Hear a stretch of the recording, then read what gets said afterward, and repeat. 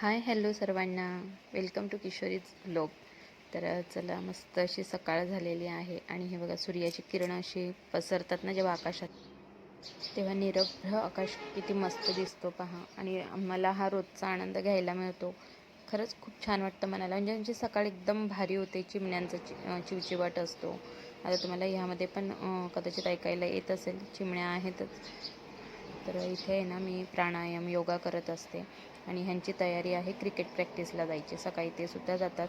मग इकडे हे बटरफ्लाय योगा जे आहे ती करते, कारण मला PCODचा जो प्रॉब्लेम होता ना, त्यामध्ये ह्याने खूप साथ दिलेली आहे.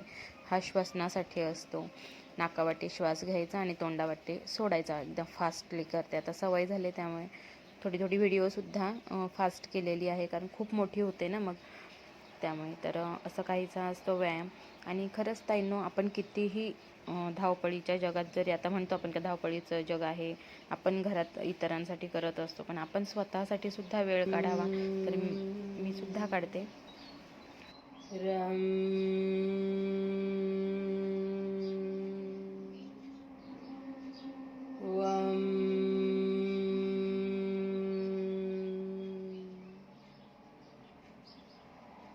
चला, तर संध्याकाळचे 4:30 वाजलेले उलटं दिसत असेल तर हे स्वामी चरित्र सारामृत आहे.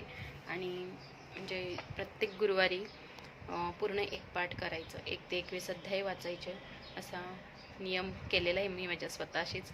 तर बघू स्वामी महाराज कसे पूर्ण करून घेतात ते. तर आजसुद्धा गुरुवार आहे, तर मी तो करणार आहे पाठ. तर म्हटलं 4:30 झालेत, बसते. आता मला 1-1.25 तास लागतो जास्तीत जास्त. समर्थ श्री स्वामी समर्थ, श्री स्वामी समर्थ, श्री स्वामी समर्थ.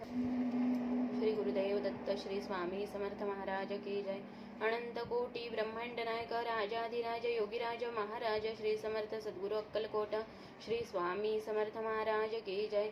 अवधूत चिंतन श्री गुरुदेव दत्त श्री स्वामी समर्थ महाराज की जय. तर सगळं मस्त असं वाचन करून झालेलं आणि महाराजांनी मस्त 6 ते 6:15 पर्यंत वाचन करून घेतलेलं. माझं 6:15 मध्ये पूर्ण आवरलेलं.